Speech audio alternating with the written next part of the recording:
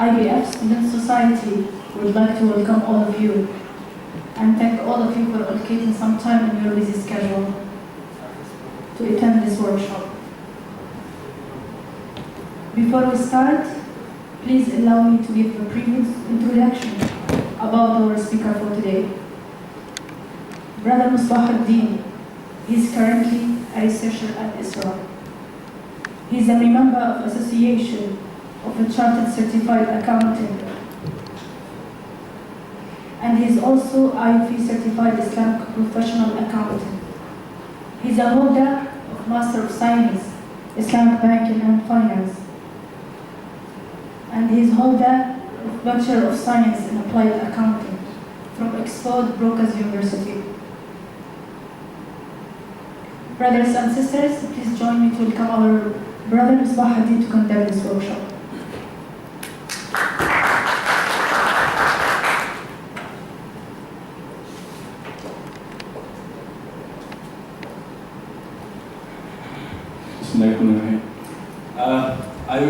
I did my master's from here, and I was a student, and maybe inshallah I'll be doing my PhD from here as well. Inshallah. So I'm like a friend to you, so you don't make it too serious.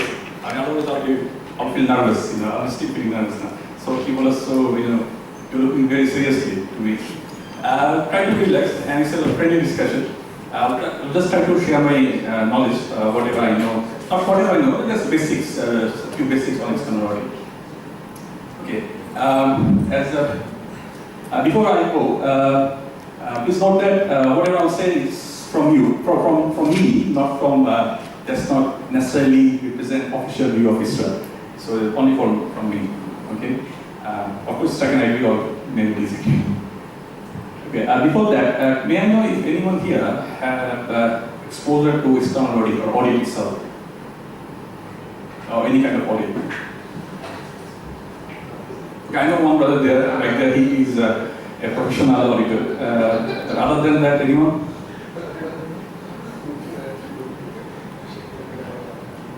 Okay, may I briefly know the background? Banking. In Malaysia? Sharia.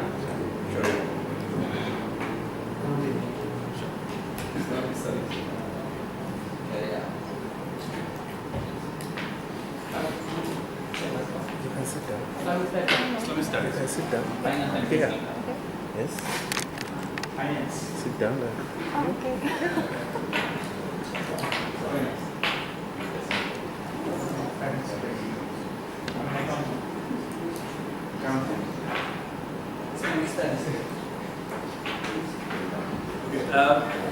Can I speak without the microphone? Is it okay?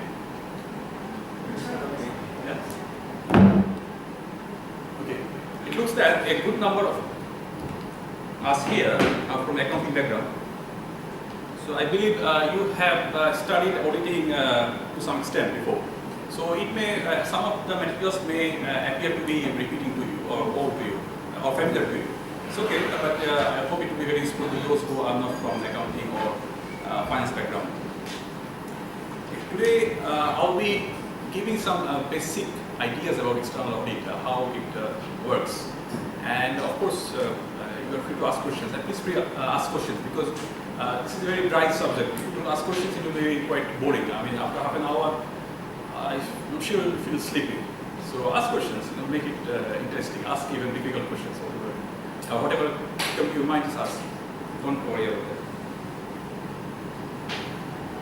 Why you need external audit in your mind? I don't know. Is it okay with that mic? Can you hear? Because your voice. Because of the Because camera. your voice. Anyhow. Okay. Can I put it in my pocket? No, it's too low. Okay. So why you need external audit? The businesses or financial institutions, even if we say the banks, they are owned by shareholders, right? So shareholders not necessarily run the company or the business or the bank. See, the banks are companies; those are run by board of directors, and so they are normally they are different people than the shareholders. the people who own the company are not running the company. So there is a distance between them. So how to minimize the distance? The company ideally at least once a year they prepare financial statements.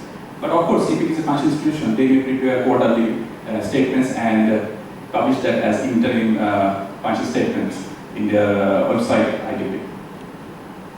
But if it is annual financial statement, then normally globally the rule is that it must be audited by an external party, external auditors. Yeah. So what is happening? Shareholders are investing money in the company, and company is run by the board of directors. And board of directors, they are responsible of running the company. By company, it includes financial institutions or banks as well. And at least once a year, they prepare financial statements and they publish the financial statements after it being audited by external auditors. Now we note that the banks, normally the banks, they prepare financial statements at least quarterly and publish that as interim reports. But those quarterly financial statements, normally those are not audited by external parties. So the audit is done only on the one is prepared for a year or at the end of the year. Now there can be like three types of audit. One is internal audit, other is external audit. Internal audit is done by normally the banks or the companies. They have internal audit department, so they are the employees of the company. Then there are external audits. So external auditors are not employees of the company; they are external parties. And for these Islamic banks, we also came across the term Sharia audit. So Sharia audit so far is done by internal parties, that is employees of the company. Now, the AOP, they requires external Sharia audit to be done by external auditor as well. And recently in Bahrain, I think a few days back, Bahrain came up with the regulation that external Sharia audit is also compulsory for Islamic banks, and that will be implemented from 2020. And also Oman and Pakistan, they also have introduced external Sharia audit for the Islamic banks in their jurisdiction. Other than that, the Islamic banks, they are not required to go through external Sharia audit. So Sharia audit is done by only by the internal employees or employees of the bank. Any question? It's okay, cool. Okay. So far, so good. So far, so good. Okay. Now, if we look into audit report, if you go through annual reports of any company or any bank, you see external auditors report, or here they are referring it as independent auditors report, just before the financial statements begin. So the financial statements start with the balance sheet or statement of financial position. So just before that, you'll find this auditor's report, external auditor's report or independent auditor's report. So same thing, independent auditor's report or external auditor's report, basically they refer to the same thing.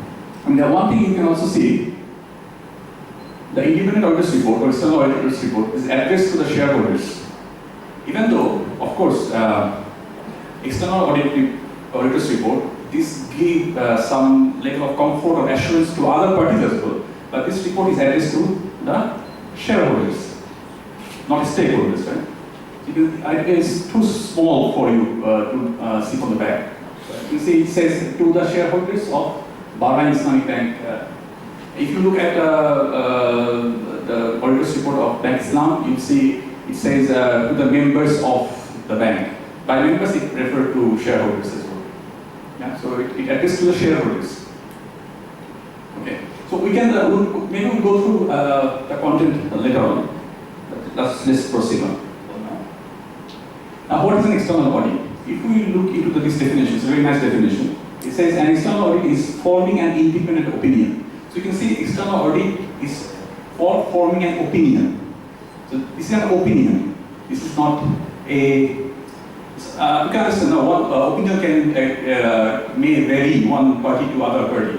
So this is an opinion. But of course, this opinion is backed by evidence. So independent opinion of financial statements. So another thing is that companies that external audit is done for or done on financial statements, not on everything of the company. No, it is done on financial statements of the company on its true and fairness. So you see the term used here, true and fair, not accurate.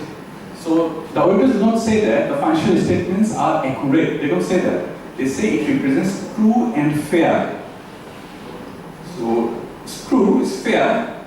It's not necessarily it is accurate. They don't claim that the financial statements are accurate state of the company. Yeah, the accurate figure can be slightly different, or maybe not. Maybe not. And if financial statements are free from material misstatement, this is another important point, material misstatement. They say they are from the opinion that the financial statements are true and fair and are free from material misstatement. It doesn't say free from error. It doesn't say that. It doesn't say that financial statements are free from error, but it says free from material misstatement. So maybe you may ask, okay, what is material misstatement? Or what is material? Material doesn't mean tangible thing. Material means something important. But maybe we'll see the definition later as well. Okay, so external audits are compulsory, ideally compulsory for all companies, or especially for publicly traded companies and financial institutions. But there are some exemptions. We are not going into that details, and it varies from jurisdiction to jurisdiction. Yeah. Now, who does external audit? Whatever I'm saying now, this applies for traditional entities as well as Islamic banks as well. So it doesn't make any difference basically. Who does external audit? The external auditor must be a member of recognized supervisory body of the jurisdiction. So it varies from one jurisdiction to another jurisdiction. Like for example, if it is UK, he is a member of one of 5 bodies. So for example, here ICW, that is a Chartered Accountants Body, or ACCA, which I am a member of. But in Malaysia, it can be another body. In other countries, other bodies. So there must be a body. The external auditor must be a member of that particular body, and that body must allow that person or that member to conduct external audit. As I said, I am a member of ACCA, but it doesn't give me automatic right to conduct external audit in UK. I must get approval first, and to get the approval, I also need to fulfill some additional criteria. So I may or may not fulfill those criteria, even though I am a member of the recognized supervisory body there. And in some cases, in very extreme cases, the state, the government itself can appoint someone to be the external auditor. So in that case, he not necessarily need to be a member of that particular body. He can be just anyone. So this is the last point is very extreme cases. The external auditor is not. So the external auditor cannot be an employee of the company which he is auditing. If I am auditing, for example, Bank Islam, I cannot be employee of the Bank Islam at the same time, or I cannot be a board member of Bank Islam at the same time. And there are other criteria which must I fulfill to ensure that I am independent from that entity. For example, if I am heavily dependent of that of my client, for example, since I gave the example of Bank Islam, let's say I am auditor of Bank Islam, but say 70% of my income comes from Bank Islam. So it means that I am heavily dependent on that particular one client for my fees. So it means that I may not want to lose that client, right? So that may create some sort of biasness or dependence. So in that case, I cannot be an auditor of that entity. And providing audit services. This leads to, like for example, I am responsible for calculation of tax of an entity, but then I am auditing my calculation. So it cannot happen. So it will review self-review trade. I did something, then I am saying I am auditing that. It means that I will most likely, most likely I will have some sort of biasness on my calculation. I will not say my calculation is wrong, right? So there is restriction on providing non-audit services. Yeah. this person is independent. I mean, they're dependent. They are. They're dependent. They're not independent. Why did you write it? Oh, it's like after not. So not this equal to independent. The auditor is not an officer of the company. The auditor is not an employee of the company. The auditor is not a citizen. Yeah, they are not. The auditor is not dependent for fees, not providing auditing service. Okay. That is, the auditor is independent. So he has to be independent. Is it okay? You are all too serious. I mean, I don't know if it is afternoon or after morning, anyway. So, who does this audit? Who does this audit? So, the audit firms, you know audit firms, like law firms, it can be a sole practitioner. So, you may see one person formed one audit firm. It may happen like that. Or it may happen that several professional accounts, they come together and form an audit firm and they provide the service. Or it can be in the form of partnership or limited liability partnership. Ideally, this is limited liability partnership. Yeah. And the steps in audit firm can be audit juniors, audit seniors, audit managers, and audit partners. But of course, there can be other levels within. In practice, we see that the audit partners, they get a seriously high amount of salary, but then the audit juniors receive very low. Why very low? Because audit juniors normally are trainees, people, so they are studying and working at the same time, so they receive very small salary, very small. It's sometimes very difficult to survive on that salary. But of course, if you progress, then maybe it can get better. And one other important, interesting aspect is that the audit firms, normally, they are not allowed to do advertisement. So you will not, if you look into the newspapers, normally you will not see some audit firms are advertising themselves, like hire us. You will not see that. The external auditors, they cannot do advertisement. You will not see billboards or whatsoever, or TV advert commercials. The auditors are doing. No, you will not see that. So normally there are restrictions imposed on that. Yeah.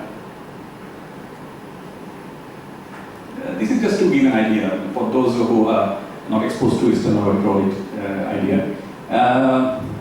There are, of course, thousands of audit firms in the world. But Big Four are referred to this. So often you see the term Big Four. So it refers to these four firms: Deloitte, PwC, or PricewaterhouseCoopers, Ernst & Young, or UI, and KPMG. So you can see these are really big firms. For Deloitte, the revenue was 36 billion in 2016. It's a very big firm. The employees 244,000 plus. So they are global firm. They have a network almost, most of the countries in the world. But then there are other big ones, but not so big, of course. Yeah. So the thing is, these firms, they ideally normally charge quite a hefty audit fee or service fee. But that gives the opportunity for the smaller ones, they can offer service at a smaller rate. So, yeah. But if you have these firms as auditors, then it may give you some, it can give you greater comfort that maybe the work quality was better. So there are pros and cons. But of course, these firms, you can see, they don't only provide audit service, they provide other services as well. So they are not confined to one type of service.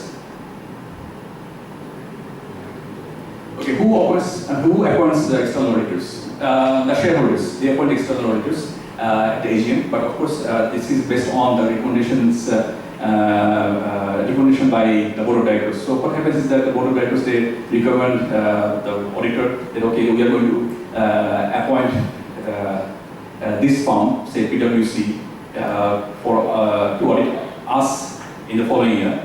Then in the AGM, shareholders agree or disagree. Normally they agree unless there is some extreme case.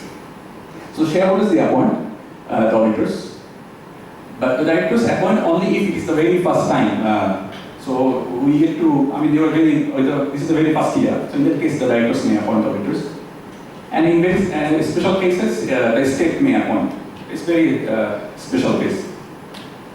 For how long the auditors are appointed? The auditors are normally appointed for one AGM to another AGM. AGM by AGM we meant what? Annual general meeting or the shareholders meet, right? So they appoint new auditor or reappoint the old auditor. So every year the auditor is to be appointed. And when the auditor leaves, the auditor is just simply retire. They may say, okay, we are not going to audit this company anymore. Okay, they just retire. Or we are not going to offer audit service anymore. They just retire. Or they can resign. Maybe someone during the audit, they have some conflict with the client, or they have some self-interest trade or other issue, and they may just simply resign. They may say, okay, we are not going to audit this company anymore. Okay.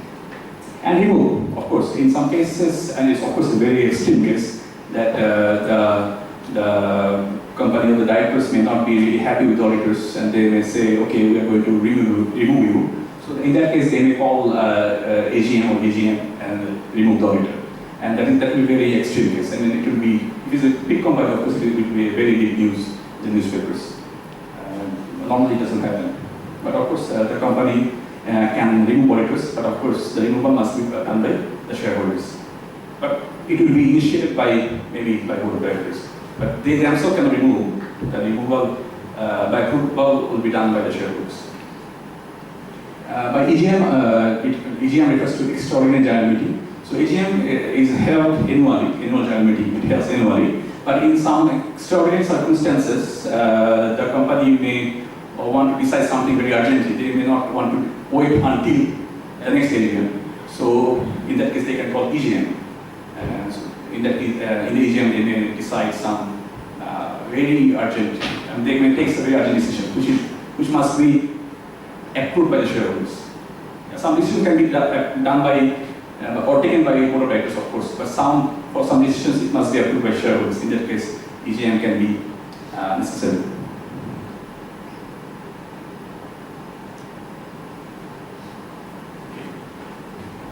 So what are the rights and responsibilities of the auditors? One of the rights of the auditors is that they can ask for, they can ask for any information from the entity, from their client. They must to look into their financial statements, of course, is the basic thing. Then they may want to look into the supporting documents, how the transaction was done, what was the contract, and the content of the contract. And they may want to look at the meeting minutes of board of directors. But in those cases, the board of directors of the company may not want to show or make available the meeting minutes to the auditors, external auditors. So what may happen is that they may say, okay, maybe all members of the team, audit team, we will not allow all members of the team to look into those meeting minutes. Rather, we may allow only the engagement partner to look into that. So only the senior person will be able to look into those materials, some of the materials, because of sensitivity. And of course, the auditors may ask for explanations. They may ask any question like how it happened, or so on. And the auditors have right to attend the general meetings, that is annual general meetings, or if there's an EGM also. And if the auditors cannot attend in the meeting, they have right to have written representation. So auditors may say, okay, we're not going to attend that, but we'll have written representation. We'll send someone to speak on behalf of us. Okay, they have the right of doing that. And on leaving, so say there is a conflict and auditor wants to resign. Auditor said, okay, we cannot really audit this firm anymore because, for example, if there's a bit, the client wants to report something in some way, but then the external auditor doesn't agree. So there's a big clash. So the auditor said, okay, we're not going to audit this firm anymore. It's very extreme case. But then in that case, they may call, they have right to request EGM, extraordinary general meeting, to explain the circumstances why they want to resign from this organization. But this will be very extreme case. Okay. And responsibilities on appointment. The auditor has a responsibility to obtain clearance from client to write outgoing auditor. What is meant by that? So when one new auditor is appointed, he has a responsibility to get permission from the client that I am going to write to the outgoing auditor to understand why they left the audit task. For example, audit firm A is auditing company X. Now, after 1 year of auditing, audit firm A left. They said we're not going to audit this firm anymore. Now audit firm B is going to audit company X. Now audit firm B has a right to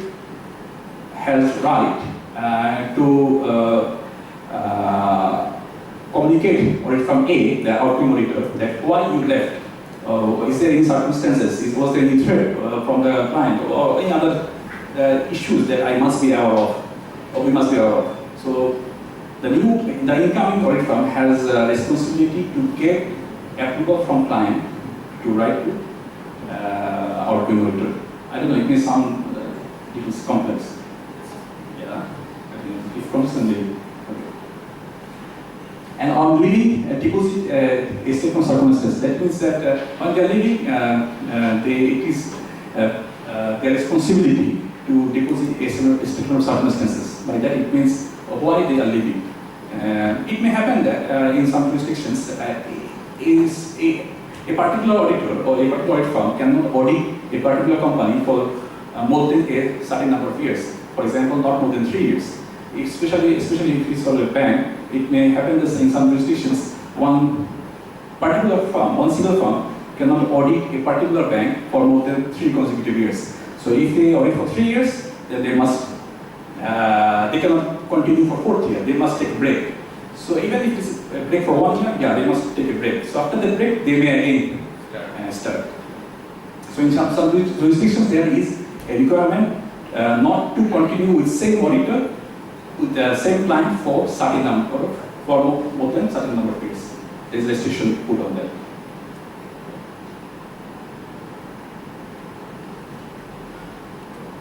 Okay, there are some advantages. One advantage is it gives some level of assurance, of course. But then the problem is, the audit involves cost. As we have seen the big audit, 4 audit firms, and there are many others.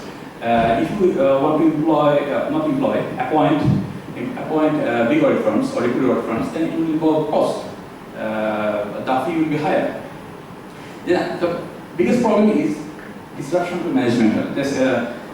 What does happen is that the external auditors, they come into the company or entity they are auditing.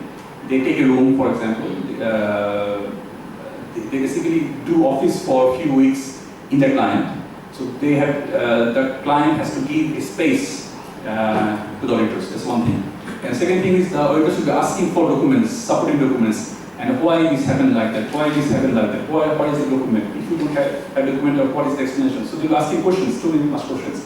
So this will interrupt day-to-day work flow of the entity. So that's why many people, they don't really like auditors because they see it as a problem, as a threat. And also, there is a problem that, especially if the auditor finds any mistake, so the auditor will ask, okay, looks like there was a mistake. Then the client or the staff of the client will be nervous that, oh, okay, who was responsible for this mistake? Was it me? Was it that guy? So whoever was responsible, at least somehow linked, then he will be really happy. Yeah. So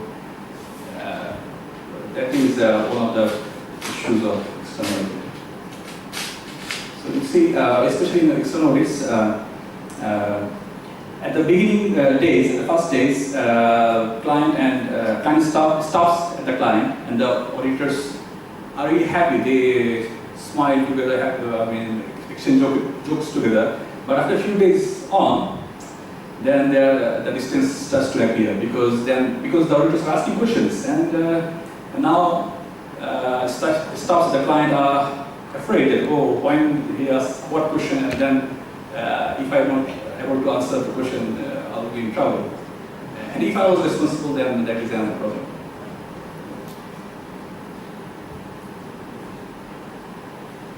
So far, any issue?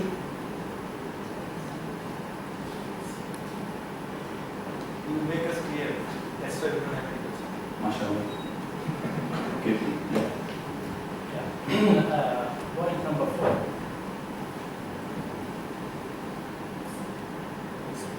This is How come the auditor, external auditor, jump into the something internal, because the directors want to know, want to try the vision. I don't know how they can solve the problem between directors, while their goal is supposed to be only supervising at the end of the year. What's the internal audit? Yeah, I don't understand why they. This is why this point. My understanding that it should not be their role. Okay, that's a very good question, and I appreciate there is a question because otherwise I'll be talking only. Because questions, I'm sure that some of us are feeling a little sleepy by now, but then there's a question, so okay, what is the question? Let's listen to the answer. It's very, very rare case, of course, if there's a conflict between the directors and then how the auditors can play a role. If the auditors, if that conflict is within the scope of auditors' work, then of course they can give the opinion that okay, this must be like that.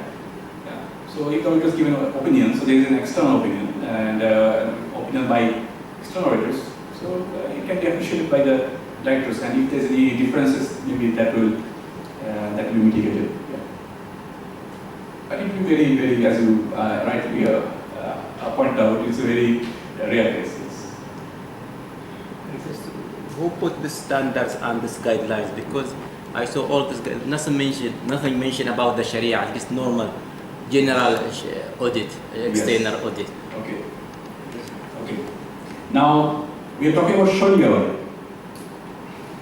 Sharia audit is not different than conventional audit. The mechanisms are same.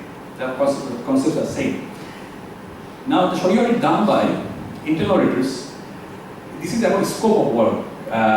What external auditors are doing and what Sharia auditors will be doing. The external auditors will be focusing on financial statements only. But then, if you look at the very first slide, there we refer to AOP, Bahrain, Oman, Pakistan, then there is a change coming. That the role of external auditors will not be confined only auditing financial statements. They will be also auditing compliance with the requirements of Sharia. Right? Right now. So, how they will do that? The mechanisms are same. The mechanisms are same. But it should have the Sharia background or something.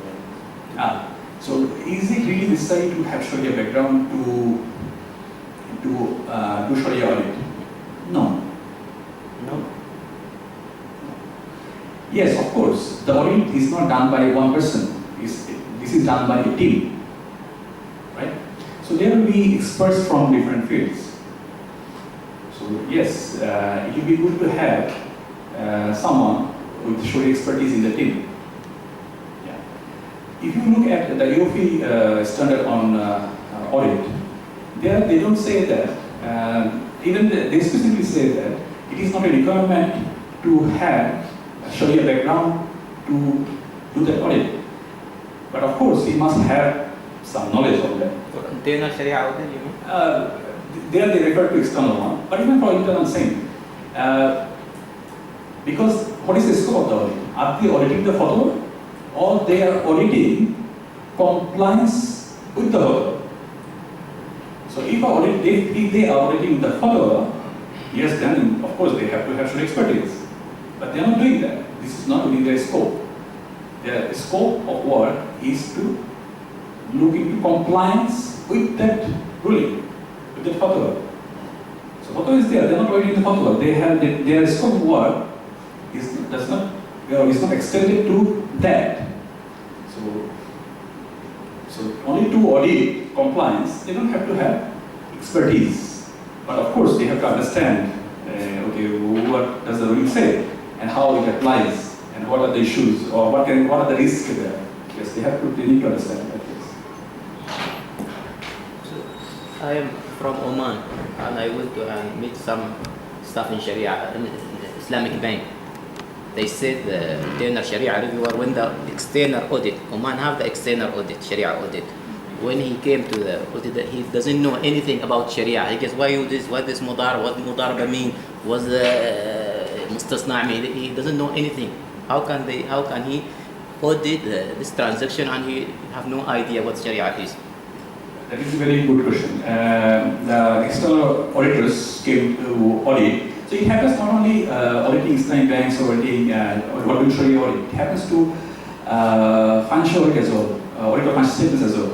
And the common scenario you will see that when the auditors come to audit the firm or the entity, of course one entity is different than the other entity. And the auditors, the audit team doesn't audit only one entity. They audit different entities. They are not employee, full-time employee of the entity. So whenever you go to a new place to audit, you need to understand that, like for example, when you came to Malaysia, of course you lived in a country, right? You are not from outside the globe. You are in this world. But when you came to Malaysia, you have to know, okay, what is work? What is IBM? What is that? What is this? You have to ask questions, right? Now, of course, if you're asking the same questions to one person, he can be friendly. He can understand, okay, this is a new guy in this particular place. So I need to guide him, okay, this is there. So then you can carry on whatever you wanted to do. But the other party may say, oh, okay, come on, how he doesn't know that? He has to know that beforehand. No, you cannot know that beforehand because this is a new person. So it happens to audit as well. So when a new person comes to audit the firm or entity, he's new. He doesn't know, for example, how the entity maintains its records, right? So of course, if he has past experience, then he will be he will get all those very quickly, right? Otherwise, some people are new, some people are slow. So yes, there will be questions. So in that case, the clients normally, or staffs at the client normally are not really happy. Yes, and yes, as I said previously that at the steps of the steps in our firm, the juniors, they are new. They are basically trainees. So you also send the trainees, right? So part of their work is learning. So you are also training them. So one important role played by the client is that they are also providing training to the auditors. Yes. And for the particular Sharia audit, this is a very new field, of course. And if it happens that the Sharia auditor does not know the basic instruments, then of course this is a big challenge. They must know the basics. If I can just comment, Sure. according to Bank Negara's Sharia audit compliance guidelines, okay, it is stated the function shall be performed by internal auditors who have acquired adequate Sharia-related knowledge and training. So that means that you must have Sharia knowledge and training as well. So it cannot be someone with no experience, no background, no qualification as well, because training implies qualifications. Yeah.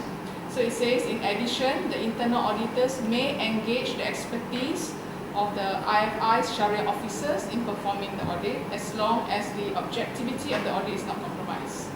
That's what it says. But typically, I'm from the banking industry, and usually we do not employ an internal Sharia auditor who does not have a fiqh background or some Sharia certification or diploma, those kind of things. And usually, typically also, the person ideally should also have either accounting background or legal background. That's what it is. I completely agree. Even if we look into the recent, even it's been like 3 or 4 days now in Bahrain, they made external Sharia audit compulsory. They didn't make it compulsory from this year or next year. They made it compulsory from 2020. So they gave time. Why? So even if you look at in Pakistan, they made it compulsory, if I'm not mistaken, for 2016. But the external Sharia audit report is not made available to the public, and they say that until further notice it will not be made available to the public. Why? Because still is at a developing stage. So and then they say that they are providing training to both.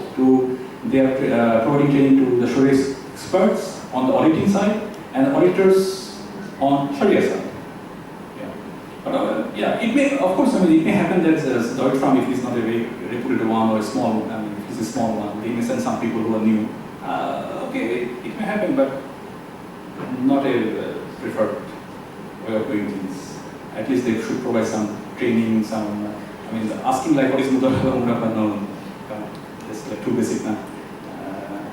Of course, they may ask some questions which is related to practice, practical technicalities. The problem is with not the internal Sharia audit. The problem is with the external Sharia audit, who is employed with other third party. They're supposed to provide training, but if they don't, then You have no what power to do? to. I mean, yeah. This was the responsibility, but they didn't perform the responsibility well. Okay, I can excuse maybe since this is a very early stage of development. We can excuse. Yes. Yeah, and the bank may find it as a way of contributing that they are providing training in some way to the auditors. Okay. No, we do not provide training. I mean, Why would by we? training I meant. When we appoint auditors, they are supposed to be competent in whatever they do. Yes. You know, if they are not fitting Yes. whatever that they propose, then you know, Yes. why we So they will be because they are competent. supposed to be independent. Yes, independent and competent. Yes. So if we go further, one thing is competency. The auditor must be, even the auditor, before appointing themselves, they must ensure that they have the competency. If they don't have the competency, then they must not appoint themselves as auditor. But they must not propose themselves to be the auditor, right?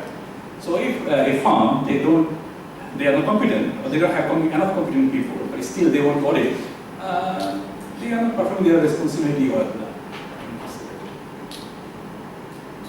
but along the line, things happen. Can they charge rate for this training they are offering to the audit? Can they? The bank can. Oh, no. By training, it is not meant training in sense of formal like 2 session. We arrange a 2-hour session and this is a formal session, right? No. It is like training like, okay, we are having chit-chatting or something. And by that, you are picking up some information, new information. Okay. By that, training means that, not like. But they shouldn't be doing that with external auditors. Yes. And that is not Because a then it right thing. compromises your independence. Yes. If I were to tell you, okay, Yes. you know, this is correct, this is how we do Yes. things, right? And you Yes. don't know anything, and you are supposed to certify, am I correct or not? Yes. So you will say, I'm correct. So how are you independent in that way? No, I don't think that's right. Agree. But as recently received my certificate, I will be Sharia advisor and auditor. They don't mention the external audit to have Sharia expertise. No. Because they are given guidelines to many countries and like the other countries they are not like Malaysia. Malaysia, the expertise are there, the institutions are there, everything is developed. So that's why I think. The auditing must be balanced.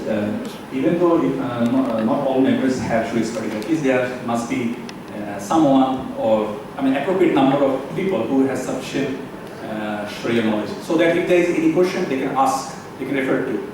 If it happens that if a sister has rightly said that I have a confusion, I'm the auditor, I have a confusion, and now I'm asking my client for clarification, and my client is my only source of getting clarification, then that's a problem. You are not really then independent enough, right? You have to have, okay, of course, you can ask the client for clarification, but then there has to be independent source to verify that, okay, client is saying they are doing it like that. Is it okay? Okay, or not okay? Something like that. There must be some independent person. Not necessarily that person has to be full-time employee of the audit firm. It can be outsourced. It can be outsourced. Of course, there are different types of companies in the world, right? So not all auditors are expert in all the fields. So they may, like, we are going to audit oil and gas, for example. I had a client auditing oil and gas entity, but then I don't know anything about that, right? So even not anyone in the firm knows about that. So of course we have to have the capability of hiring someone to consult someone, not hire, to consult someone on some technical issues of that particular industry, the particular company, for example. But of course knowledge is an issue. That's why we arrange this 600 2-hour session, so that my friends who are from particular Sharia background, I'm sorry if you're from accounting and finance background, the one who are from Sharia background, they get some idea. Just some idea. That's the purpose of this session. Not to make anyone expert on anything, just to share some. Any? Okay.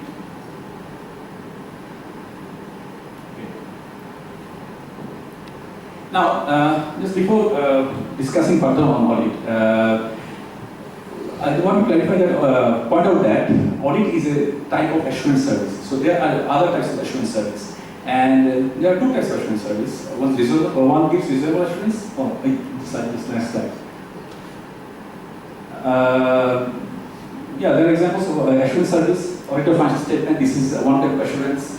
Then there can be review of financial statement, risk assessment, performance measurement, system reliability report, and so on. So external audit is one type of assurance service, but there are other types of assurance service. For example, in jurisdictions where Sharia audit is not compulsory, nowhere basically now, practically, except very few, very limited applicability. One thing is, say for example, you are a large investor, you are going to invest in a particular entity, and you are a Sharia sensitive investor. So you want to know that whether the entity operates on Sharia compliance basis or not. Right? So you can appoint someone to audit that particular entity, to assess or to get assurance whether that entity operates based on Sharia compliance or not. So that is also a type of assurance engagement for that entity, but that is not an external audit per se. Okay, that's why assurance engagement, to give an idea. There is reasonable assurance and there is limited assurance. External audit gives a reasonable assurance, but then there are other limited assurance as well. So what is the difference? Reasonable assurance gives a higher level of assurance than limited assurance. Though if you are engaged in a reasonable assurance engagement, then the work will be greater. The depth of the work will be greater than limited assurance. How? One example can be, if you look back into Bahrain Islamic Bank's auditor's report and read through two paras. It's too small, but let me read them. The first para says, we have audited the accompanying consolidated financial statements of Bahrain Islamic Bank and its subsidiaries for the year ending 31st December 2016. Okay. And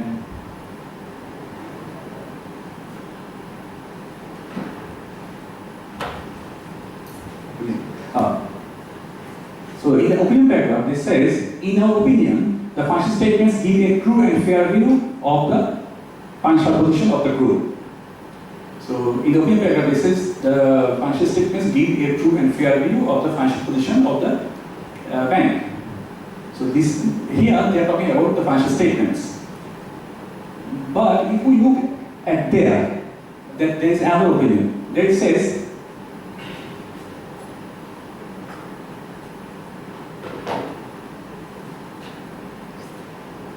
there it says, we are not aware of any violations during the year of Bahrain Commercial Companies Law and other acts. Again, we are not aware of any violations. So while they are giving opinion on compliance with laws, they are saying we are not aware of any violations. So this language, or this phrase, or these words are in form of limited assurance. And when they are talking about financial statements, that is in the tone was reasonable assurance. But there, the tone is when they are talking about act, the compliance of the bank with the act, the tone is limited assurance. Yeah. So the tone is different. I don't know if you can catch it on that, but the tone is different. Because the primary responsibility of the auditors is to form an opinion on financial statements. But of course, the law requires them to check whether the entity operates in compliance with the laws or not. So that is an additional task for them, and they gain an opinion in terms of limited assurance. So You can say high level assurance is on the financial statements, but limited assurance on compliance of Act. But of course, I mean, you can argue that, okay, I mean, they are supposed to gather sufficient evidence and do sufficient work in making sure that they are compliant, that entity complies with all the legal acts and so on. Yes, you can argue with that. But the tone, if you look at the tone, that's limited assurance and this is reasonable assurance. So you mentioned here that it will be true and fair. From the very beginning, the question is in my mind: what is the difference between true and fair view and the accurate? What is the difference? If I ask you how much money you have, I'm sure you can give a figure. That figure may reflect the financial position, but not necessarily that figure will be accurate. Okay, but if I ask you how much you have in your bank account, and you say, okay, I have, let's say, 5,000 ringgit, which is roughly true, but that may not be accurate.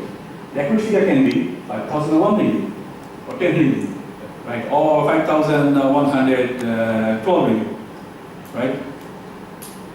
But it doesn't matter. I mean, to me, like for example, if you to your parents, for example, it doesn't matter if you have 5,000 or 5,112 ringgit. Same. I mean, they are understood. Okay, this is your current position. But I think for the shareholder, it is a matter because the company is owned by the shareholders. So shareholders have the right to know the accurate and exact figure. Is not it? Well, that may be true, yes, but from the auditor's point of view, because they're external people, they are covering themselves in a way, that what is presented as far as to their knowledge is a fair view, rather than to say that, yeah, this is accurate. Accurate means every single cent, every single dot, is correct. But there may be some, because they are external people, you see, so that's why they are covering themselves by saying that this is a fair representation of whatever documents and checks that they have done. This is a fair representation. But if they come out and say that this is an accurate representation of whatever's been going on, in the business and all, when they come to the bank or to the organization, to check, to do the audit, they are not going to be able to look all the documents and all the, Okay, but so that's why they have this, like this disclaimer in a way to say that, this is a fair representation. Example. Meaning there may be some error or something that has been omitted, but as far as they know, it has not, that kind of thing. So there is a scope. Yeah. Just like, for example, if someone were to ask you something, you answer and you say Allah knows best. Right? You do not say, yes, this is it. So it's that 1% or whatever, Allah knows best, that's what they are trying to You say. have sufficient evidence to support your opinion, Yes. but then you leave it to a greater authority that, I do not have absolute knowledge, Yeah. but I have this knowledge and based on that, this is that. Assalamu alaikum. Yeah, I think we are talking about Islamic banks here, or maybe Islamic financial institutions. I may agree with him and I will agree with that. When you look at the statement of the external auditors, maybe the statement is for conventional or for both Islamic and conventional. It's a general statement, right? So I think For both. For both. So I think generally this most of the major problem we normally have with Islamic finance, because we should try to segregate ourselves from the conventional. Right, you cannot say 100% is an accurate statement, but the bank have an amana to report the exact truth of their transaction. External auditor has an amana to report exactly what is happening. So I think it's the best time for us to shift that statement away from the conventional statement, which will reflect maybe the amana right on us as a Muslim to report Islamic transaction. So I think it's a fair statement for general, but I think with time we should have a segregated statement for financial statement on Islamic path, because you should have not only fair, but you should agree that this is almost exactly what I know. Like she said, any other thing that you don't know, Allah knows best, but you don't know. But for like conventional audit statement, right, the external auditor, sometimes there are some adjustments. Internal auditor, they know their management account, that only management have control of our account, and that's why some of those statements are there. Because if maybe regulators come and say, this is what you have, I gave you my fair opinion, this is what I know. So any other things you see is from the bank, not me. So I think if you are collecting Islamic financial reporting, maybe external auditor, you should have that sense of Islam in you. That's my opinion. Thanks to the brother. He of course raised some very important points, and many people argue on those points. But the issue is that why true and fair? Why is not accurate? At this moment I have two reasons in my mind. One is the sampling, as just raised. The auditors, they don't do 100% of checking. They do based on a sampling basis. So the work done by sampling basis, you cannot make a conclusion that everything is correct, because you just you sample. You do your work to sampling. So the conclusion that accurate or not accurate will be wrong, right? That's first thing. And then of course there are some people who argue that, oh no, the work must be 100%. But then the problem is you cannot do 100% of the work. You cannot do 100% checking, because the time is very limited. And if you want to check 100% of the conditions, and if you think about a bank, it's like thousands of conditions, right? So who's going to do that? What is the workforce? And who's going to pay them? And what is the time? Okay, let's put that aside. And another point, the accounting is based on accounting standards. And the accounting standards, and some of us, or many of us know that, most of the countries in the world now, they apply IFRS, which is principle-based to some extent. So it allows judgment by the management. So management may apply judgment. For example, depreciation, right? So you're depreciating your assets. Depreciation is not an exact figure, an exact thing. Depreciation is a judgment call. I may say, my building will be depreciated over 50 years. You may say, no, that is 55 years. The other person will say, no, 40 years. So it's a judgment call. You cannot really say this accurate figure. There cannot be an accurate number. Of course, you can do valuation and so on, but then that will bring further cost. For example, your parents ask you just now that, okay, how much you have? You said, I have 5,000. You said, okay, is it exactly 5,000 or more or less? And you said, okay, I need to check at the bank. Okay, so go and check at the bank. Okay, the bank is Maybank, and I have to go to the Maybank, and Maybank is in Idaman, and I have plus in the beginning. I cannot go now, right? And even if I go now to check at the Maybank, it will cost me. If I take taxi, it will cost me around 20 million. It will cost me time, it will cost me money. So, if you give the exact figure to your parent, which is good of course, but then it will further cost and time. So are you willing to pay that cost and spend that time? Maybe yes, if that is so, but probably not. I believe it's the work of external, what the brother said, of 100%. I think the work of internal audit, not the external audit. The internal audit has to give the exact figures, but the external audit, they will come for a certain period in the year, and you have to give a ruling in the meantime. On the second issue of how to differentiate this the ruling or the statement from the external audit regarding the Islamic financial institution, I think when they are talking about complying with the fatwa and the Sharia, I think already now we are practicing Sharia style auditing. That's part is the Islamic external audit. That's my simple understanding. Even for internal audit, auditing 100% is quite daunting task. So even the internal audit, what happens is that they don't do audit they don't audit everything at a single time. They have some sort of rotation. So they audit a segment at a certain period of time. So they rotate their work. So some months I mean, of course, that is scenario one entity to another entity. So what may happen? What may happen is that they may do certain months can be allocated for auditing some portion of the entity. So and other months, other portion of the entity. So the work may rotate. But the scope of work of internal auditor is of course different than the external auditor, right? So quite different. If I'm not mistaken, as I am an accounting student, accurate figure only can provide the accounting people, who are making the financial statements. It is their responsibility to show the exact figure in financial statement.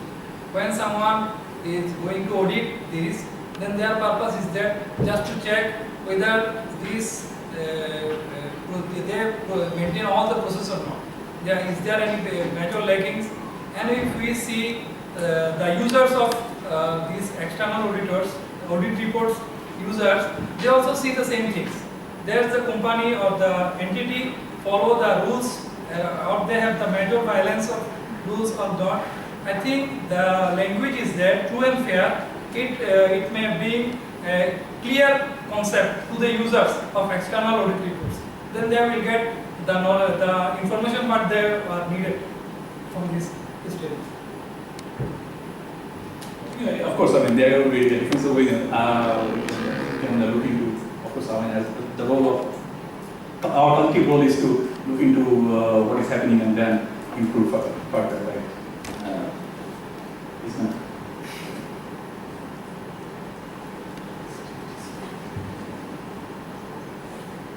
How the auditors get to work, we understood that normally they are not really allowed to do advertisement. So how they get their work? I think it happens based on recommendation by others. So I know someone, and then someone recommends me, something like that. So normally it happens like that. Of course, and the auditors may also, I mean, if they know that there is a outgoing auditor, so the entity will need new auditor. In that case, they may propose them. Opinion shopping, we came across the term of photo shopping before, so here is also similar issue. Opinion shopping, it may, we understand the term, right? So there is a risk of that as well.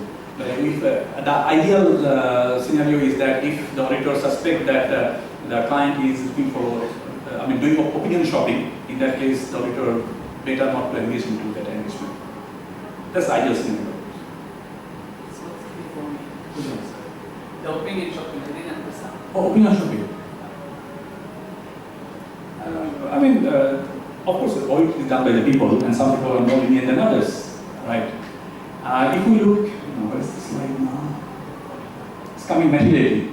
You see, determine the statement was the auditor is making opinion that the financial statements are free from material misstatement. So how you determine materiality? It is again a judgment call. There is no hard and fast rule. Of course, there are some guidelines, but then it's not really hard and fast rule. You cannot really say this figure is material. No. So, or this, for example, again, this example, depreciation. You want to, in the time you want to depreciate one asset by applying straight line method, and that reducing balance method may be more appropriate. Right. Or this is about priority adjustment. So some auditors can be a little bit lenient, some auditors may not. So this And you mentioned fit for shopping also. okay, then no need to know. Later on, inshallah. Okay, how the audit process works? First, of course, the audit is to see whether they are legally allowed to do audit, if they fulfill all the, and then if there is any ethical issues. One important point was highlighted here is their competency, if they are competent enough, and if there are other threats like dependency threat and etc. They need to look into ethical issues, and then if they see everything is fine, and then they need to issue an engagement letter. So engagement letter is basically the contract between the auditor and the client. That okay, this is the scope of the. In engagement letter, if we in the next slide, few things needs to be highlighted here is that it must be highlighted that it is management's responsibility to prepare financial statements. It is management's responsibility to ensure there are appropriate controls in place, internal controls in place. Management is responsible to run the company. Auditors are not. Auditors are not responsible to run the company. Auditors are not responsible to make decisions. Auditors are not responsible to prepare the financial statements. This is all management's responsibility. Auditor is here only to give an opinion, and opinion on financial statements, not everything. Now, of course, timeline and etc. Must be highlighted. Okay. Then audit planning, that is also very important. There must be audit planning and must be documented. The external auditors must document their plan. So, prior engaging into the audit, they have to have a team meeting and discuss on the client and their engagement and other issues. So it must be also documented. And this is an audit approach that is, if it is a high risk client, then audit test will be higher. If it is a low risk client, then the testing will be low. And then based on the testing and all the evidence, they will make decision and then ultimately they form the opinion and issue the audit report. One thing is to understand is that the financial statements are prepared by the management, of course, and then approved by the board, and then only then the auditors sign. Auditors cannot sign before approval of the board.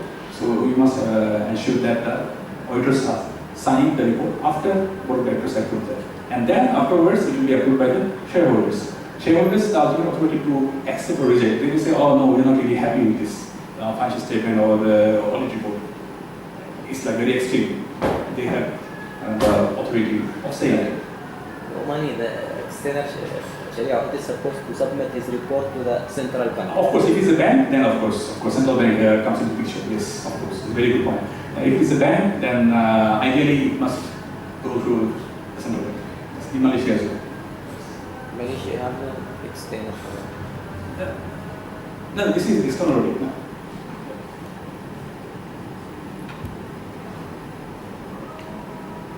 Okay. Materiality, what is meant by that? If we look back to the definition of audit, again, for us who are new, the auditor said that the financial statements are free from material statement. So what is material? What is materiality? What do we call as material?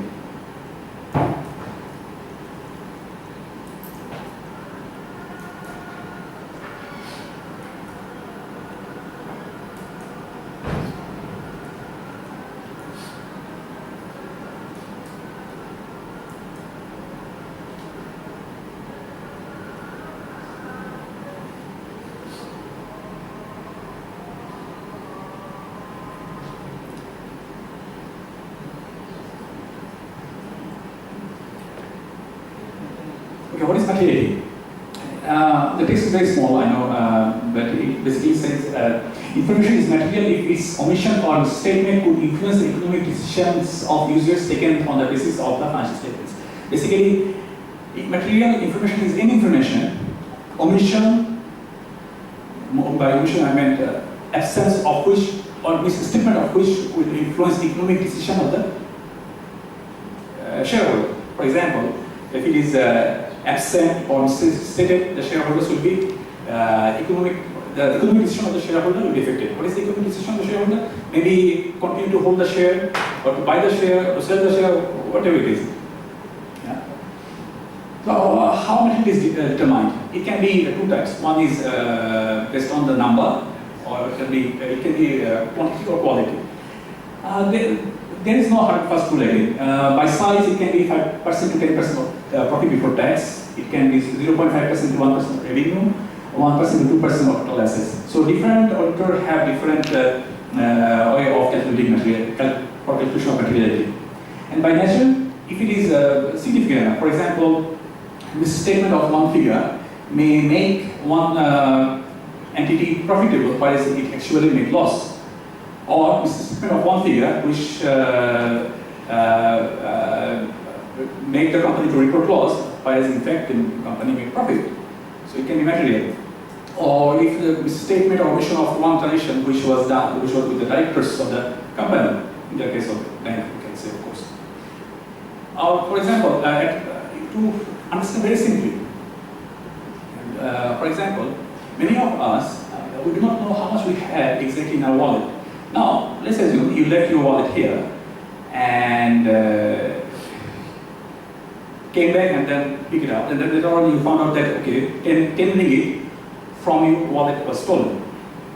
Okay, so if 10 ringgit doesn't matter to you, to some, I mean, you can say, yes, 10 ringgit still is better to me, it's too high amount for me. But some say, no, it's too small, I don't really bother about that. So it also depends on the person, right, as well as the auditor, it depends. So what figure is material, it depends. It is a judgment call. But of course there are some guidelines, okay, it cannot be an absurd big amount and then you say, okay, instead of that is not material. No. It has to be something recognizable, understandable and acceptable. I would say the directors, one of the directors took a big loan, took a big financing at a very low rate, but then you are not really reporting that in your financial statement.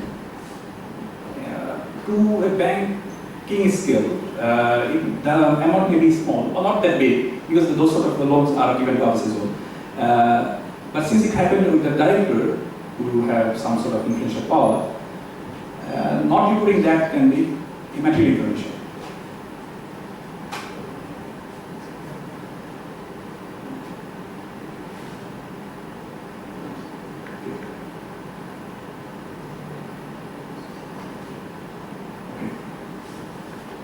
There is another thing is tolerable here. If we look into the financial statements, if the auditors, in different segments they may find a different error. The auditors can ready to accept errors. The auditors may find some errors in when they are doing audit or misstatement, or they don't really agree with the practice of the entity. It may happen like that, and the entity is still reporting how they intended to report, which the auditor does not agree. Even though the auditor will give a clean report because it doesn't fall up to the materiality or the amount is significant enough. For example, I had one client. Those who are from accounting, maybe they know that in IS 23 borrowing cost, the requirement is that if you borrow to manufacture a non-current asset, the interest will be capitalized in the balance sheet. It will be part of the asset. So I had one client who said, no, they are not going to do that. They are not going to capitalize interest. They are rather going to recognize that as expense in income statement. Why? Because if they capitalize that interest expense, they will not able to deduct that as expense for tax purposes. Maybe we know that in tax, if our income is low, our tax will be low as well, right? So say if they capitalize that, their net profit will be higher. So tax authority will ask for higher tax. So that's why they say, oh no, we don't want to capitalize that, we want to deduct it as expense.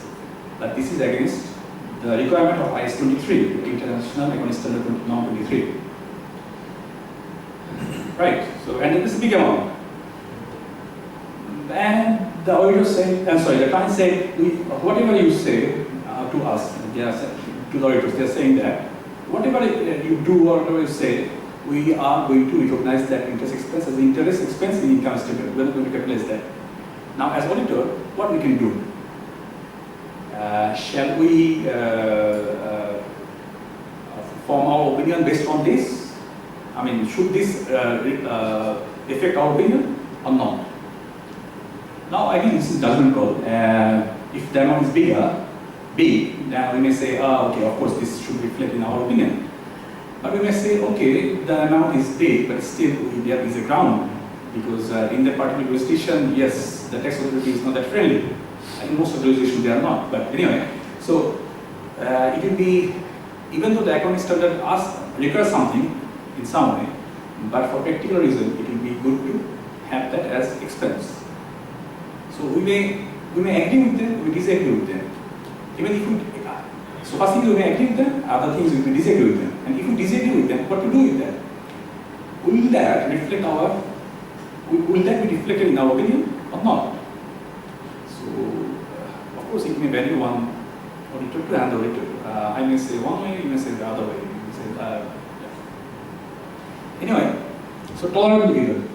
Materiality is one thing. Then tolerable is that, like you have a deposit account, and there are a few thousand deposit accounts. Now, you found some errors in some accounts, or some necessary in some accounts. So what are you going to do? The auditor, you're going to do, they are going to maintain an Excel sheet, and they're going to put all those there. And then at the end of the audit, they're going to say, okay, what is the aggregate of this statement? If does the aggregate is beyond materiality or not? If it is beyond materiality, of course that will be reflected in the opinion. But if it is not, then no, they are going to ignore that. Even though there is error, but they are going to ignore that. Yeah. So what it may happen is that the auditor may find errors. Normally what happens is that if the auditor finds errors, then the client agrees to make amendments. But if, say, the client doesn't want to make amendments for different reasons, even though there is error, the auditor will not reflect that in the opinion. The auditor will just ignore that. And that is also acceptable. But of course, if it is a bank, then that's very sensitive. That's different case. But for a normal company, it happens. But for a bank, yeah, it's very sensitive. If there's error, that must be corrected. Otherwise, there are other possibilities.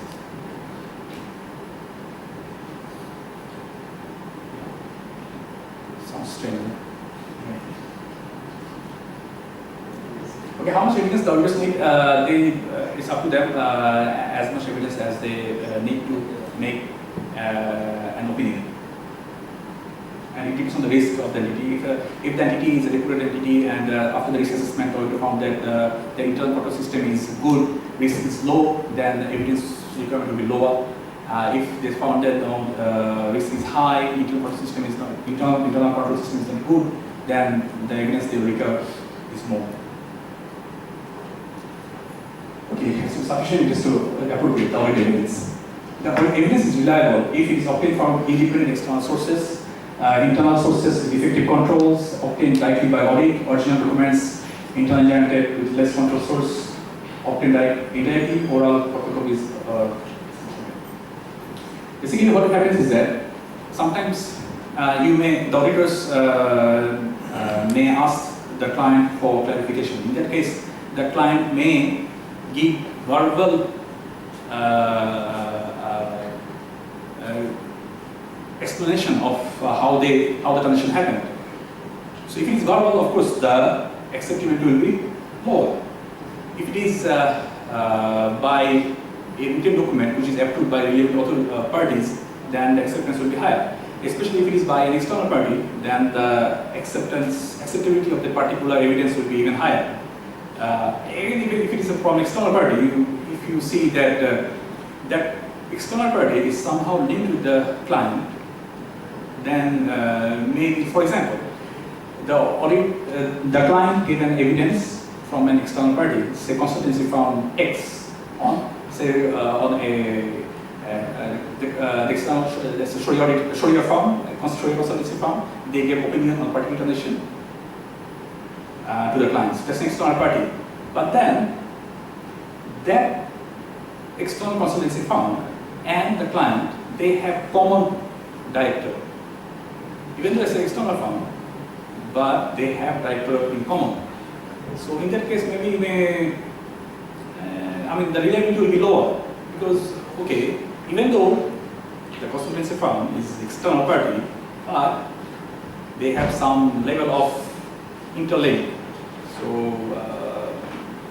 yeah, up to the auditor, of course. The auditor may say, oh, okay, well, it's just one director, but there are other people as well. So one person cannot really influence the whole thing. There are other people who are involved as well, so we cannot really ignore that evidence. But some auditor say, okay, then there's a problem because there is 6 common people involved, so the audit evidence may not carry the necessary weight to support the transaction.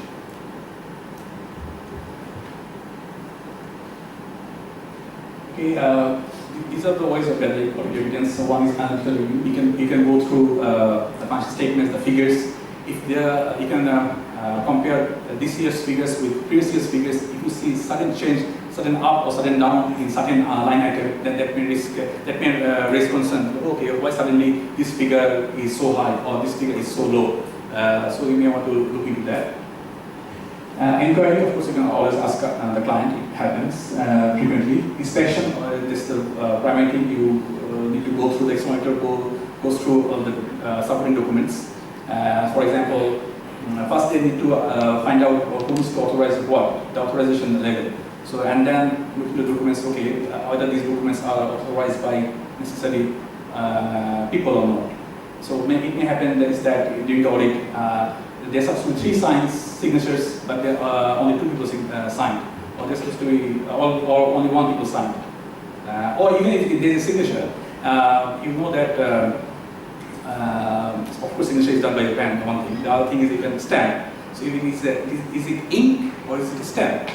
If it's stamp, the signature is stamp. So if it's a stamp, then anyone can do that. My sign can be done by others, right?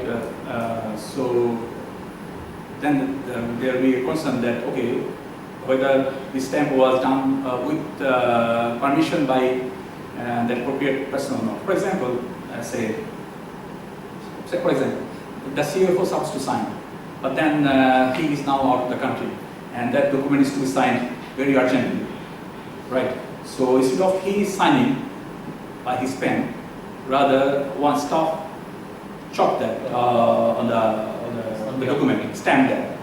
Okay. Now it can be acceptable, provided that that person took permission from the CFO. How? He sent an email that, okay, this is the document, this is the thing, and we need the signature immediately. So can we do that? He said, okay. Okay. So there is a further support evidence authorizing that person to do that stamping. Observation, this is one thing. You can observe the client in the banks. You can see sometimes behind the cashier, there can just one person standing. You're just looking into the people. So how they're doing the work, doing the cash counting, etc. Or if you are the Sharia auditor, for example, then you may want to just sit back with your staffs who are dealing with clients face to face, customers face to face. You just sit with them and see what they talk, what they say.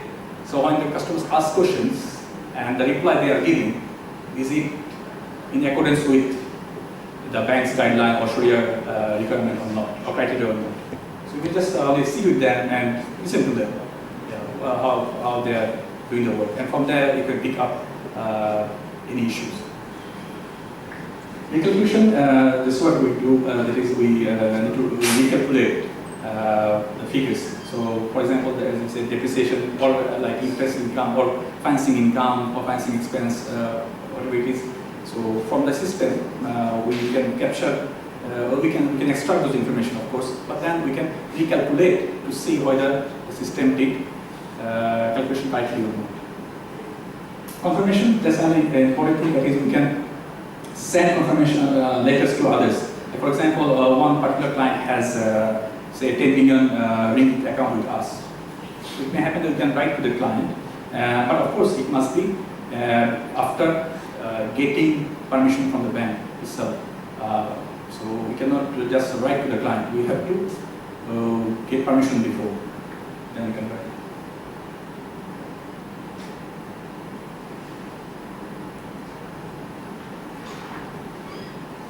Okay, audit this is persuasive or conclusive. This is audit evidence cannot give any conclusive.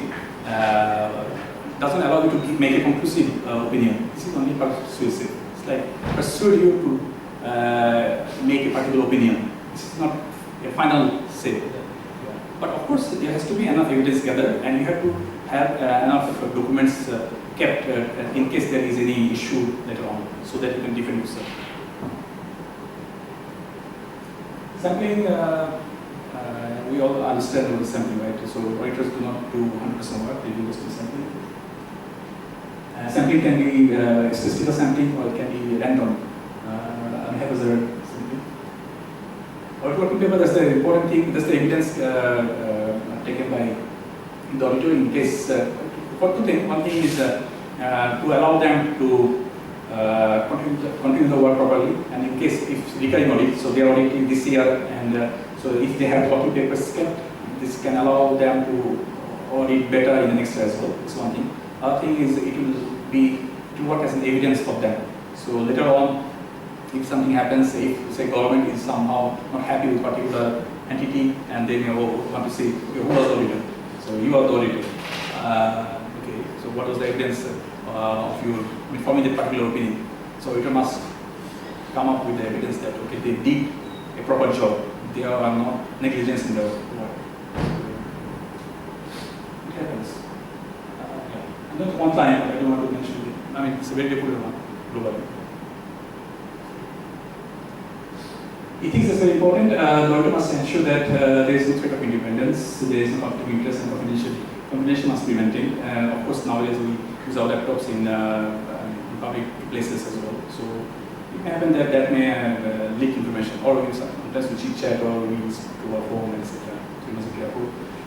Conflict of interest, the auditor must make sure that there is no conflict of interest with the client. And threat of independence, that's also a very important issue. The one point we highlighted before is that the auditor is dependent on fees. So say the measure, say more than 50% come from one particular client, then likelihood that the auditor is dependent somehow on that particular client.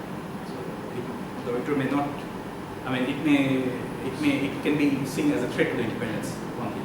Other thing is that the client is very nice and etc. Then the client will sometimes send very expensive gifts to the auditor, or not to the auditor, to the son or daughter of the auditor. That okay, let's send your daughter or son to overseas and spend holiday there. These are the tickets and etc. And this happens, right? Or inviting for dinners or some. So those can be seen as threats to independence.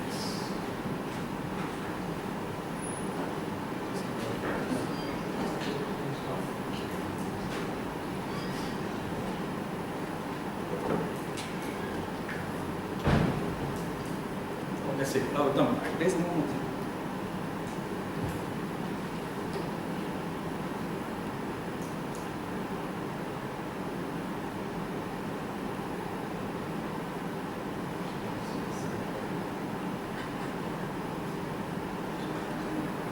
So this is the last thing.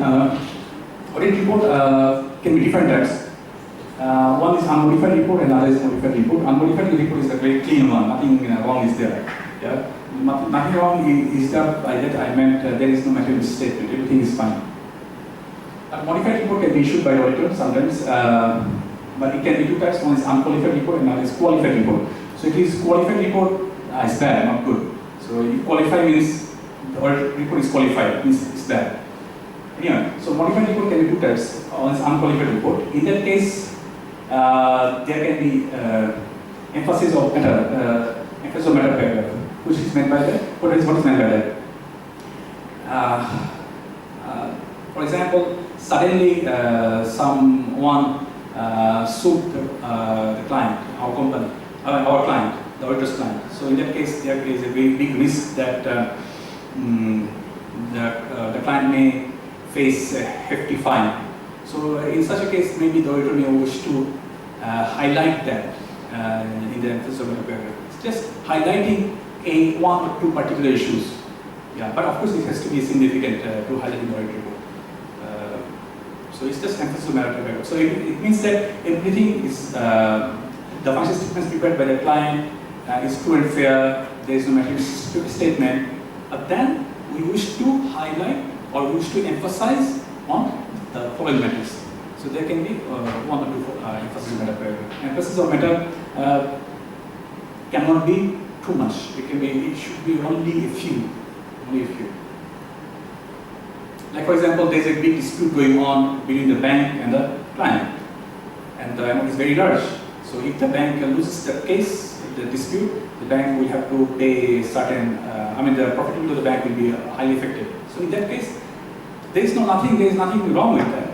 Only that the audit, since the amount is really big, and likely that it will affect the bank heavily. So in that case, the auditor may want to emphasize that in the audit report.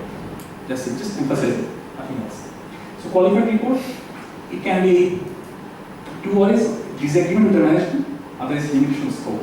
Disagreement with management is that client want to do something in some way, but the auditor doesn't agree. So there is a disagreement, and the client did. However, they wanted to do it, but then auditor ultimately disagreed. In that case, they will qualify.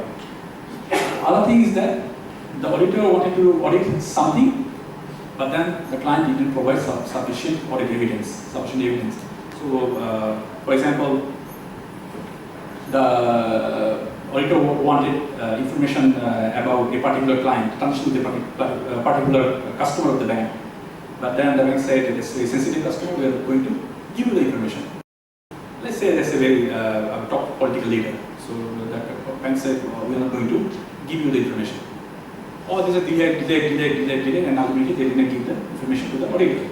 So there is limitation of scope. The auditor could not really audit that customer or transaction with that customer. So the auditor had a limitation of scope. They will say, okay, we could not audit this, and based on that, we are qualifying our report. And in both cases, disagreement with management and limitation of scope, there can be except for.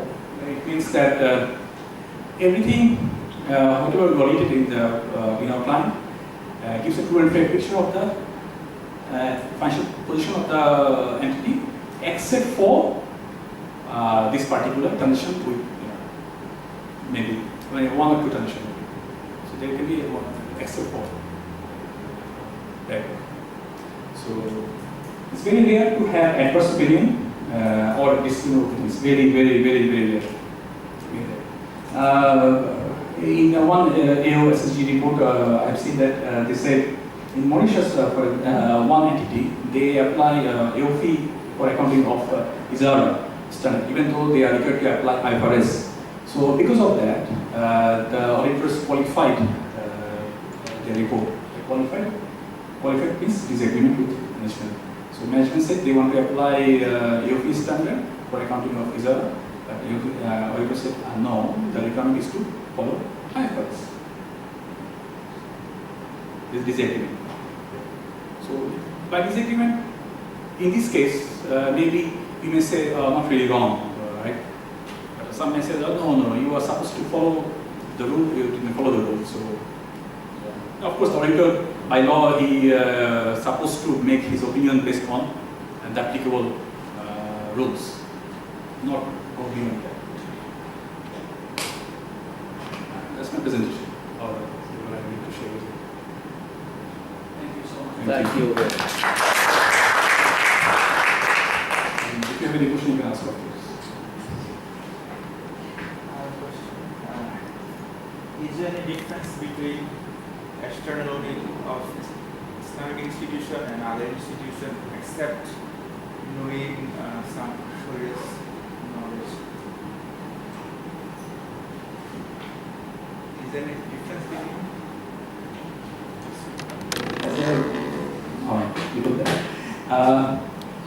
Traditionally, there is no difference. It's same. You mean normal company or conventional bank in Islamic? In normal company and Islamic.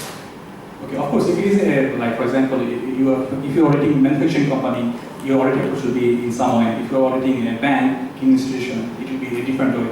And of course, you have to need to understand how you have to have competent people in the team, of course.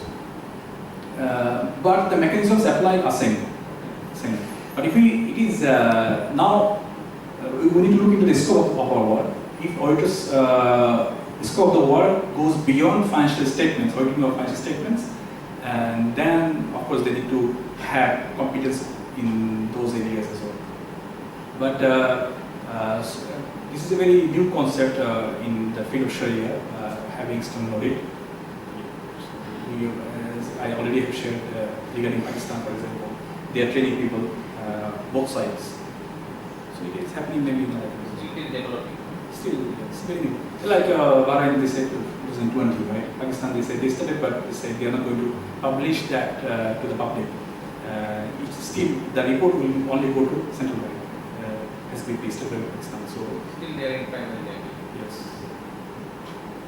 even though it's still audit, but not available in the even there, they have a rule that the short form will be made available to the public. I mean, why need to make available to the public? I mean, now it's totally off limit to the public. But why need to be made available to the public? The short form. But the longer form will be made available to the management. So again, in the external audit report, there are two forms. So one is the short form, and the long form. We call management letter. So auditors normally they issue a management letter. In management letter, they say, okay, these are the issues we have observed, and these are our recommendations. So management letter simply auditor is communicating with the management. Okay, these are what they have found. I mean, any misstatement or any disagreement or whatever, and these are the recommendations. Now, the client may agree or may not agree with that. Yes. So not necessarily having a management letter or having a list of issues does not necessarily mean that it will affect the audit opinion. Audit opinion still can be unmodified. A clean audit report still can be issued by the auditor, even though there are issues which be communicated with the management. So,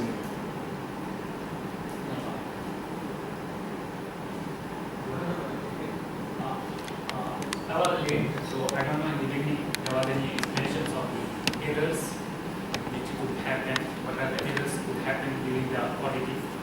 But you mentioned the ratio of error is lesser, so auditor can forward those things. So these errors are related to the calculation and accounting only, or also there is a conceptual issues which can be forwarded. In accounting standards, sometimes it gives room to the management to apply judgment. So management can apply judgment. This accounting policy or that accounting policy. So classification will be this way or that way. So management needs to apply their judgment. Then auditors, it may happen that they haven't agreed with that. For example, there is one entity like the Mauritius one. So like similar entity is operating in Malaysia, for example. One entity operating in Malaysia, they supposed to apply IFRS, but now they are applying AOP for some of the items. So they supposed to apply IFRS, no, but this for few items they apply AOP. So it's like mixed approach. Now what the auditor is going to do? Of course, the auditor doesn't agree. Why? Because the auditor must form the opinion based on applicable rules. Auditor is not independent, right? I mean, he is independent, but he is not independent in forming his opinion. So, the client is not following the rules 100%, right?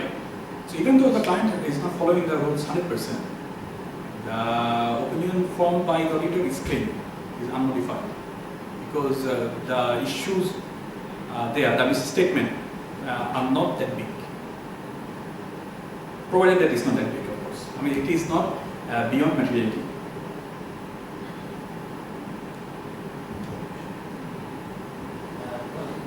Does it happen the shareholders do not request for an external audit? And if so, does the government make it compulsory for firms to have an external audit? If the shareholders do not ask for an external audit, no, it is not shareholders ask for. By companies law, normally it is a requirement mandatory for, especially for, normally for public, normally for companies, but then especially for the company, the listed companies and financial institutions. There must be a mandatory by the government. Mandatory, yes, it's mandatory. There are exemptions, but it's like very limited. It's mandatory to have audit, especially, very especially if shares of that entity is being traded in the stock market or if it is a financial institution. In that case, it's very regulated.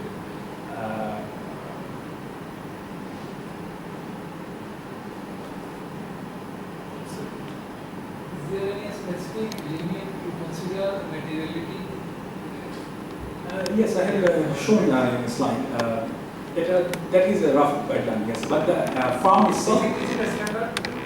You can say that, yes, yes. But the farm, even there, you can see the range there, right? So the farm itself may have an internal policy to have certain percentage of, say, they may say, okay, 5% of PBT amount is material. Let me say that. Or someone else says that no, 1% of revenue. So, well, the third firm may say that, okay, whichever is higher between this and that. This is only the internal policy. But of course, it must be some acceptable amount, not something very odd. So if you say like 10% of revenue, oh, it's too high, yeah, right? So it's This too is the high. auditor's guideline. Auditor's guideline, yes. So it may happen, but I'm not aware of. It may happen that the recognized supervisory body may impose some rate, but I'm not aware of any such rate. It's open. The auditors are allowed to apply their own judgment. Of course, it is a big trust. Someone was referring to trust. It's a big trust on the auditors that who is auditing the auditors, right? So,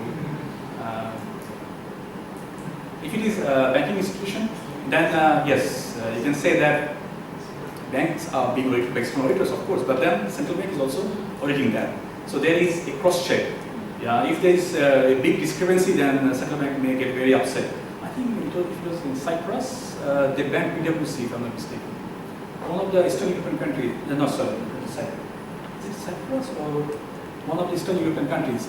The central bank banned one of the big four firms from auditing because they failed to identify some discrepancies. It's very recent news, not even one. I forgot to identify that. So, yes. For the banking institution, yes, there are greater comfort that several audits are being done. So that's why many of the bank staffs are really happy that why so many audits are being happening. Internal audit, external audit, and then central bank audit, so on.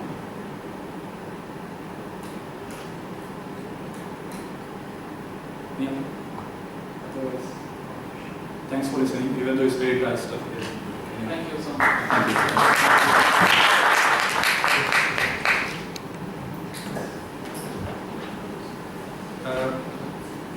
I hope that others will be interested to share their own knowledge as well. I know my friend there is very expert in Sharia, and there are other people, other experts are there from law and etc. So this is Sharia from banks, so maybe we'll be happy to someday, inshallah, we'll see one event in banking, some areas. So it's just sharing knowledge, nothing else. It's free of charge, of course.